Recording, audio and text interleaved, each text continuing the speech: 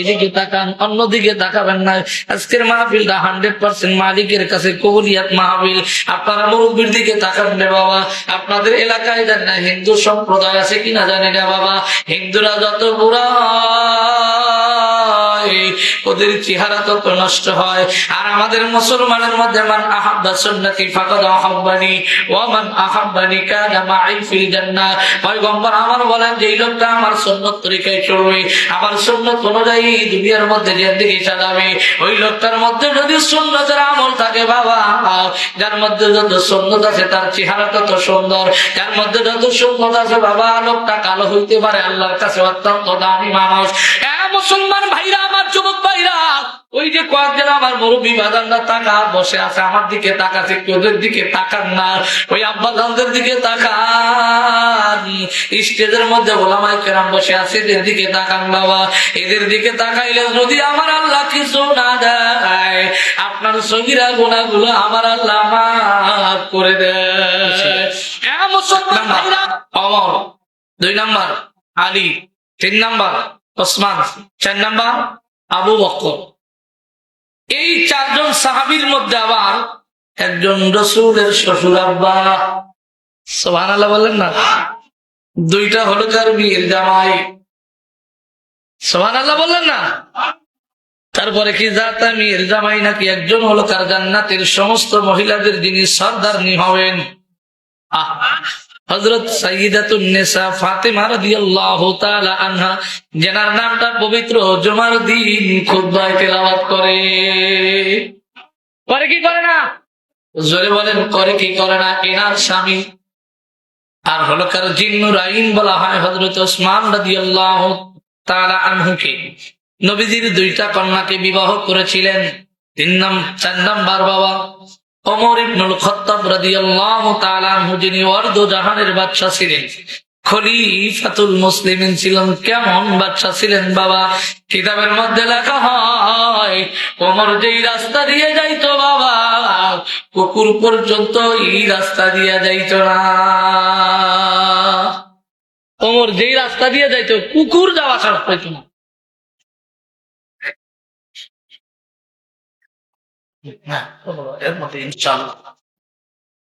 মুসলমান ভাইরা, আমার যুবক ভাইরা, ওদিকেও যাব না।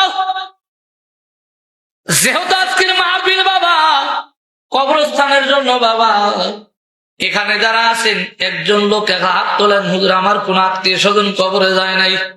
আছেন কেউ বাবা? আছেন কেউ? আছেন নাকি কেউ? নাই বাবা, আপনারও যাইতে হবে। मरने वाला मर जाएगा, जीने वाला कोई नहीं, रोने वाला बहुत होगा, आने वाला कोई नहीं।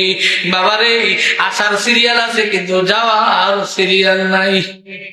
কথা বলেন বাবারে, সবচেয়ে আশ্চর্য লাগে বাবা। কয়েকদিন আমি একটা জায়গায় মাহফিলে গেছিলাম। আমার দোস্ত মোনাজাত রাস্তা আমাকে দেখাইলেন, শাহজালাল ভাই ডাক্তার সাহেব আমাকে দেখাইলেন বাবারে। ওই দিন মাহফিলে যাইতে ছোট্ট একটা বাচ্চাকে দেখি কোলে করে নিয়ে যাচ্ছে বাবা।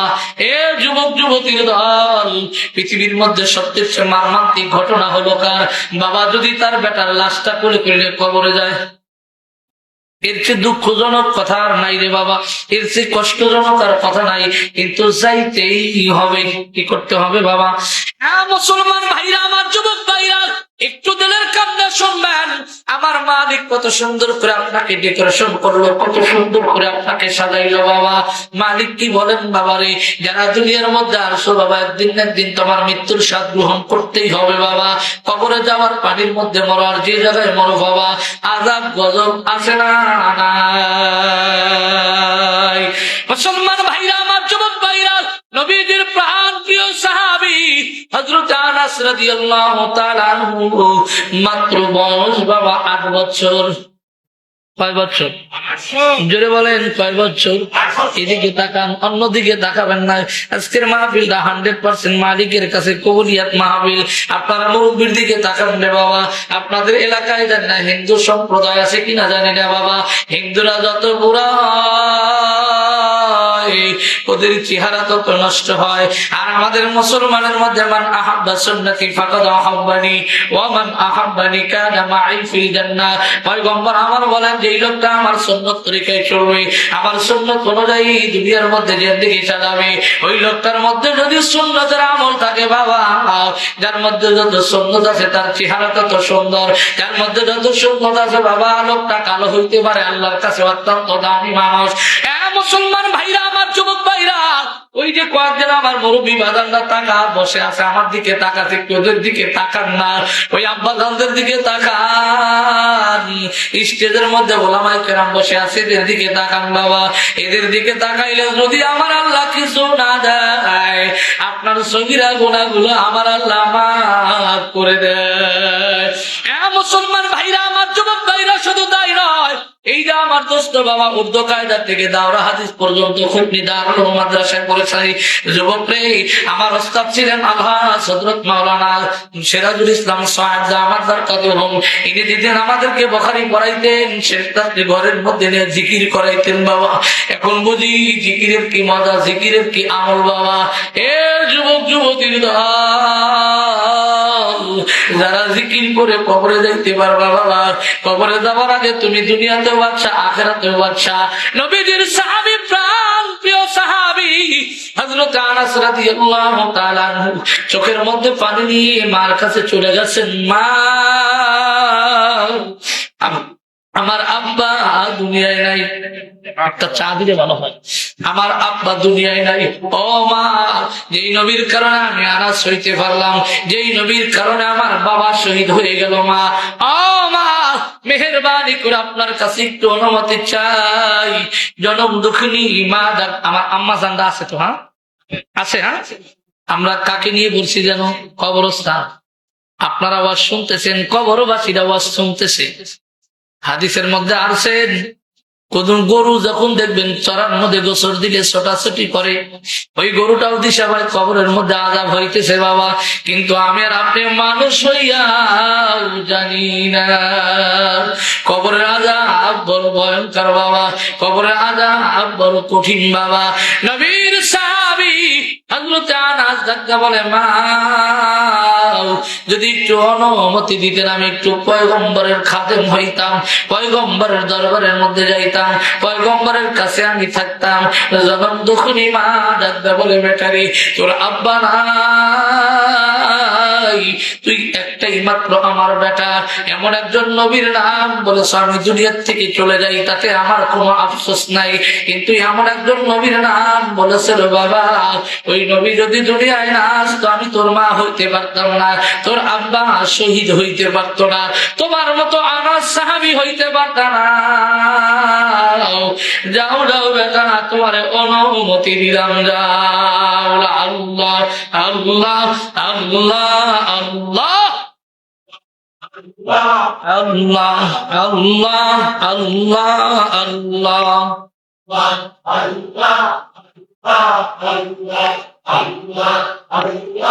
আল্লাহু আল্লাহ আল্লাহু আল্লাহ জিকির করো, আল্লাহ নামের মালা গাতো, আল্লাহু নাম দিলে বড় আল্লাহু। বাবা জিকির করেন, কবরবাসী শুনতেছে। আল্লাহু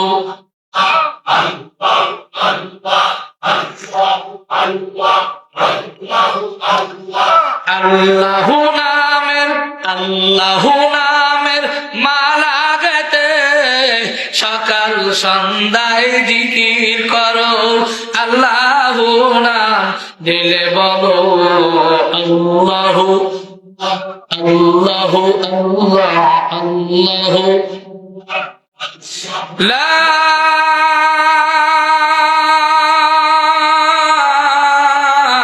ইলাহা ইল্লাল্লাহু মুহাম্মাদুর রাসূলুল্লাহ সাল্লাল্লাহু আলাইহি ওয়াসাল্লাম। আনাস চলে গেলেন পয়গম্বরের দরবারে। আল্লাহর নবী ডাকতে বলে, আনাস রে, ছোট্ট বাচ্চা, মাত্র তোমার 8 বছর বয়স, তুমি কি জন্য চলে আসলা? পয়গম্বর দিন যায় রাত যায়, কিন্তু রাতে আমার ঘুম আসে না। খালি আমার মনে হয় আমার নবীর কাছে কবে যাব, নবীর খাদেম আমি কবে হব, নবীর সাহাবতে আমি কবে যাবে। মুসলমান ভাইরা, আমার যুবক ভাইরা, হযরত আনাস রাদিয়াল্লাহু তাআলা আনহু রাসূলের সাথে একটা নয় দুইটা নয় 10টা বছর যখন থাকলেন বাবা, রাসূলের 10 বছরের মধ্যে কিঞ্চিত পরিমাণ একটা মুস্তাহাব আমল ছুটতে দেখে নাই। রাসূলের ব্যাপারে তার কোনো কিলোখান নাই। যুবক রে, রাসূল যখন মাঝে মধ্যে বয়ান করতেন বাবা, আল্লাহ রাসূল বয়ান করতে করতে কাঁদলেন। আনাস দাদা বলে, রাসূল আপনি কি জন্য কাঁদেন আমার তো বুঝে আসে না। আনাস, কি জন্য কান্দি তুমি জানো না? তোমার বাবা যেমন শহীদ হয়ে গেছে, তোমার বাবাকে তুমি ছোট্ট বয়সে দেখেছো, হয়তো তোমার খেয়াল নাই। তবে আনাস, আমি যখন আমেনার পেটের মধ্যে, আমার মার পেটের মধ্যে ছিলাম, আমার বাবাকে দেখে এরপরেও মার খেদমতটাও করতে পারি নাই। বাবার কবর জিয়ারত করার জন্য গিয়েছিলাম, তখনই আমার মাকে আল্লাহ পাক নিয়ে গেছে, আমার মার খেদমতটা পর্যন্ত করতে পারি নাই। আল্লাহর নবী কাঁদতেছেন বাবা, আল্লাহর নবী অজরছে কাঁদতেছেন। আনাস ডাকতে বলে, পয়গম্বর আপনার কাছে আসলাম, আপনি যদি আব্বা আম্মার জন্য এত কাঁদেন আমি তো সহ্য করতে পারবো না। নবীজি আমার একদিন বয়ান করতেছেন, আব্বার চেহারার দিকে তাকাইলে কবুল হজের সওয়াব পাওয়া যায়, মার চেহারার দিকে যদি বারবার তাকান যায় বারবার সওয়াব পাওয়া যায়। সাহাবায়ে কেরাম জিজ্ঞাসা করেছিলেন, ইয়া হাবিবাল্লাহ, ইয়া রাসূলুল্লাহ, আমি যদি আমার মায়ের দিকে 100 বার তাকাই 100 বার দেওয়া হবে। আল্লাহ পাক ওহী নাযিল করলো, হাবিব আমার, দোস্ত আমার, আল্লাহর নবী রে, আমার বান্দা, আমার বান্দার বান্দিরা 100 বার না দিনের মধ্যে যদি 1000 বারও তাকায়, আমি আল্লাহ প্রত্যেকবার তাকানের বিনিময় একটা করে কবুল হজের সাবধান করি। আল্লাহর নবী বয়ান করলেন, আনাস তিনি চোখের পানি ফালাই দিয়েছেন। ডাকদা বলে, পয়গম্বর আর ভালো লাগে না, একটু মেহেরবানি করে যদি অনুমতি দিতেন আমার মার কাছে যাইতাম। আব্বা দুনিয়ার থেকে চলে গেছেন, একটু অনুমতি দেন না পয়গম্বর। আল্লাহ রাসূল পিছন দিকে তাকায় রেখে আনাসের চোখের মধ্যে পানি। বাবা তুমি কাঁদছো কেন? কিন্তু যেদিন যাইতেছিলেন বাবা, কিতাবের মধ্যে লিখছেন রাসূলের বাড়িতে 3 দিন ধরে চুলায় আগুন জ্বলে না, রাসূল আমার পেটের মধ্যে পাথর বেঁধেছে। হযরত আবু হুরায়রা রাদিয়াল্লাহু তাআলা আনহু বুখারী শরীফের 6005 নম্বর হাদিসের মধ্যে বলেন, আল্লাহর নবীর সাহাবী আবু হুরায়রা, যার নামটা বাবা রিয়াজুল জান্নাতের সর্বপ্রথম আবু হুরায়রার নাম, কত প্রাণ প্রিয় সাহাবী ছিল। ইনি কি করতেন? ক্ষুধার তাড়নায় পেটের মধ্যে পাথর বাঁধতেন। আল্লাহর নবী ডাকতে বলেন, আনাস রে, যা যা, তোকে অনুমতি দিলাম। কিন্তু আনাসের পেটের মধ্যে খাবার নাই। 2টা রিওয়ায়াত আছেন, আল্লাহর নবীর কাছে একজন 3টা খেজুর নিয়ে আসলেন। খেজুর নিয়ে যখন পয়গম্বরের কাছে হাদিয়া দেয়, আল্লাহর রাসূল 2টা খেজুর আনাসকে খাওয়াই দিলেন, আর একটা খেজুর আল্লাহর রাসূল খাইলেন না। ডাকদা বলে, কি ব্যাপার পয়গম্বর, আমার 2টা খাইলেন আর একটা খাইলেন না? এ আনাস, আমি খবর পাইলাম আমার হাসান আর হোসাইন নাতিন ভাই না খাওয়া আছে, ওরা যদি না খায় থাকে আমি নানা হয়ে কি খাইতে পারি, আমি ওদের জন্য নিয়ে যাবো। আনাস দাদা বলে, পয়গম্বর একটু মেহেরবানি করে আমাকে অনুমতি দেন, আমি যাব। আল্লাহর নবী বাবা অনুমতি দিলেন, আনাস চলে যায়। রাত্রি প্রায় 9টার মতো বেজেছে। টুক টুক টুক টুক করে যখন বাড়ির মধ্যে চলে গেছে, যাওয়ার পরে বাবা আরেকটা রিওয়ায়াত আছে, আল্লাহর রাসূলের কাছে একটা রুটি আসলেন বাবা। রুটিটা যখন পয়গম্বর নিলেন, কাকে দিবে? আনাসকেই দিবে নাকি আসহাবে সুফার লোকজনদেরকে খাওয়াবে, নাকি তার নাতিন ভাইদেরকে খাওয়াবে? আনাস আল্লাহর রাসূল যখন রুটিটা নিয়ে দাঁড়ায় আছে বাবা, বেউর বল্লা ওখান দিয়ে উড়ে যায়। সঙ্গে সঙ্গে বল্লাটা যখন রুটির উপরে পড়ছেন, পয়গম্বর ডাকতে বলে, আল্লাহ একটাই মাত্র রুটি আসলো, রুটিটাও কি তুমি বল্লা এর মধ্যে রিজিক রাখলা? আমার আল্লাহর কাছে বল্লা ফরিয়াদ জানায়, মালিক একটু জবান খুলে দেন, আপনার হাবিবের সাথে কথা বলি। বল্লা জবান খুলে ডাকতে বলে, পয়গম্বর আমার পেট ভর্তি মধু, যদি আমি ফুল থেকে মধু আহরণ করি, গাছের ডগায় থেকে মধু আহরণ করি, আমার পেট ভর্তি মধু নিয়ে উড়ে যাব, এটা হতে পারে না। আপনি রাসূল হয়ে খালি রুটি খাবেন, এটা সম্ভব না। আমি আপনার রুটি খাওয়ার জন্য এখানে বসি না, জান্নাতি খাবার দিয়ে আপনি রুটি খান। মুসলমান ভাইরা আমার, যুবক ভাইরা, আনাস গভীর রজনীর রাত্রে যখন চলে যায়, মা ডাকতে বলে, গেটের মধ্যে লক করছে, আসসালামু আলাইকুম ইয়া আহলাল বাইত, আসসালামু আলাইকুম আম্মা জান। রাসূল যখন বাড়ির মধ্যে ঢুকতেন সালাম দিতেন, ঘরের মধ্যে কেউ নাই, সালাম দিয়ে ঢুকবেন, আসসালামু আলাইকুম ইয়া আহলাল বাইত, সালাম দিয়ে ঢুকবেন। আপনার প্রতি আল্লাহ পাক মানুষ যদি না থাকে, ঘরের মধ্যে আপনার গিলাস আছে, ঘরের মধ্যে থালা আছে, ঘরের মধ্যে বাটি আছে, বাবারে আমি আপনি মালিকের জিকির করি না, এই চক্ষু দিয়ে আমরা চর্ম চক্ষু দিয়ে যা দেখি সব কিছুই মালিকের জিকির করে। হযরত আনাস ডাকতে বলেন, ও মা, দরজা খুলে দাও, কেউ না, আমি তোমার বেটা আনাস। ঘরের দরজা খুলে দিলেন। নির্ধারিত সময়ে আমি ছেড়ে দিব, টেনশন করিয়েন না বাবা, তবে আসি আপনাদের কাছে দোয়ার জন্য বাবা। বড় ভয় লাগে, কবরে কেমনে থাকবো। আজকে অহংকার করে কোনো লাভ নাই বাবা, অহংকার করে যদি লাভ থাকতো বাবা, শেখ হাসিনার দেশ দিয়ে পলান লাগতো না। মমিন মন্ডলের টাকা পয়সা কম ছিল না বাবা, আজকে বাংলাদেশে নাই। লতিফ বিশ্বাসের মন্ত্রী ছিল, টাকা পয়সা কম নাই, এখন 14 শিখের মধ্যে। বাবারে টাকা পয়সা কোনদিন শান্তি দিতে পারে না, শান্তি দিতে পারে একমাত্র আমার মাওলা পাকের জিকির। মুসলমান ভাইরা আমার, যুবক ভাইরা, হযরতে আনাসের আম্মা ডাকতে বলে, বাবা গভীর রজনীর রাতে কি জন্য আসলা? এখন তো কোনো খাবার ঘরের মধ্যে রেডি নাই। ও মা, খাবার খাওয়ার জন্য আসি নাই, তোমার চেহারাটা দেখার জন্য আসি। যুবক রে, গত রাত্রেও যখন 12টার সময় মকন্দ গাতি আসছি, আমার বিবি সাহেব ফোন দিছে, আসো। কইলাম না, 3 দিন ধরে বাড়াইছি ওয়াজ মাহফিলে, মার চেহারা দেখি না। তোমার চাইতে আমার মার চেহারা দেখা বেশি ফজিলাত, আজকে মার সাথে যা কথা বলবো। যখন সালাদ দিছি, আমার মা গাড়ি যখন বিল্ডিং এর মধ্যে ঢুকাইলাম, দেখি দরজা খুলে দেওয়া রেডি আমার মা। একটা বললাম, মা তুমি ঘুমাও নাই দেখি রাইস কুকারের মধ্যে ভাত। ও মা, ভাত এখনো কাউরে দেওয়া নাই। কয় আমি জানি গভীর রজনীর রাত আসলে তোমার কিছু খাওয়া অভ্যেস, এই জন্য আমি গরম ভাত রাইস কুকারের মধ্যে আনাসও দেখলাম 2 এ যুবক, এই যে দস্তক দিয়ে যখন কবরের মধ্যে ঢুকলাম, জোর জোর করে কামতে স্যার, হুজুর এইটা আমার বাবার কবর। কার কবর এখানে আছে বাবা? আনাসের আম্মা ডাকতে বলে, বাবা এখন তো কোনো খাবার নাই, ঘুমাও বাবা, শেষ রাতে তোমার জন্য খাবারের ব্যবস্থা করা হল। গভীর রজনীর রাত্রি জনম দুঃখনী মা তাহাজ্জুদ নামাজ পড়ার জন্য উঠছেন, ঘরের মধ্যে বাতি দিয়েছে। আমার যুবক ভাইরা যারা ঘুমায়, দেখবেন রাত্রে বেলায় গেঞ্জিটা গলার সাথে গরমের দিনে পেয়েছে থাকে কি থাকে না। লুঙ্গির কথা বললাম, অনেকের লুঙ্গি পয় না, তার জন্য কি গুনাহ হবে? গুনাহ হবে না, আপনি তো ঘুমান, তো গুনাহ হবে না।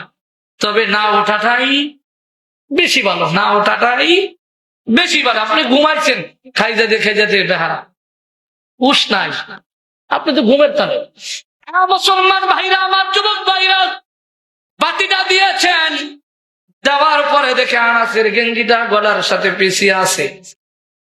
নবীর সাহাবী আনাসের গেঞ্জি, কিন্তু পেটের হাড্ডি গুলো দেখা যাচ্ছে চামড়ার সাথে লাগা।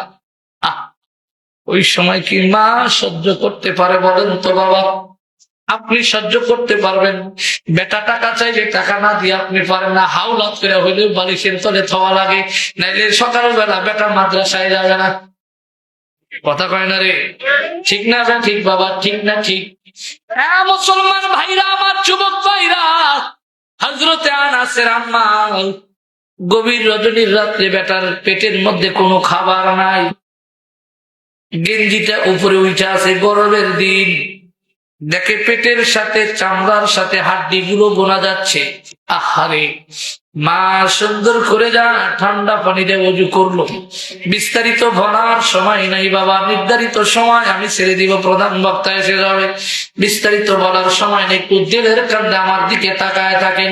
হয়তো আমি গুনাহগার হইতে পারি বাবা, কিন্তু আমরা বেদাবি হইতে পারি, কিন্তু যেই জায়গার যেই নবীর কথা বলি বাবা, যে আল্লাহর কথা বলতেছি, এরা সর্বোচ্চ দামি। জুড়ে বলেন। এই জন্য দামি লোকের কথা যখন কোন গুনাহগার বলে, ওই ব্যক্তি আল্লাহর কাছে দামি হইয়া যায়। আর যে ব্যক্তি শোনে, সেই ব্যক্তি আল্লাহর কাছে দামি হয়। জনম দুঃখিনী মা ঠান্ডা পানি দিয়ে ওযু করে সাহাবীর আম্মা আনাসের আম্মা ওযু করলেন। ওযু করে 2 রাকাত নামাজ পড়লেন তাহাজ্জুদ, আবার 2 রাকাত নামাজ পড়লেন। নামাজ পড়ে যা ঘরের মধ্যে বাতিটা অফ করলেন, অফ করে দিয়ে যা দরজাটা একটু চাপা দিয়ে জোর জোর জোর জোর করে কাঁদতেছে, হাউমাউ করে কাঁদতেছে। গভীর রজনীর রাত্রে কার কান্নার আওয়াজ পাওয়া যায়? আনার চিন্তা করলো, এটা তো কোনো মানুষের আওয়াজ না, এটা আমার জনম দুঃখিনী মা, যার পেটের মধ্যে আমি 10 মাস 10 দিন থেকেছিলাম। মা যখন আমি পেটের মধ্যে আসছিলাম, মা ঠিক মতো 3 মাস খানা খাইতে পারে নাই, বমি করতেই সময় চলে গেছে। যখন 9 মাস পড়েছে, ঠিক মতো মা হাঁটতে পারে নাই, ঠিক মতো মায়ের পায়ের মধ্যে পানি আসছিল, হাতের মধ্যে পানি আসছিল, মা ঠিক মতো টুল ছাড়া বসতে পারে নাই। এটা কারো আওয়াজ না,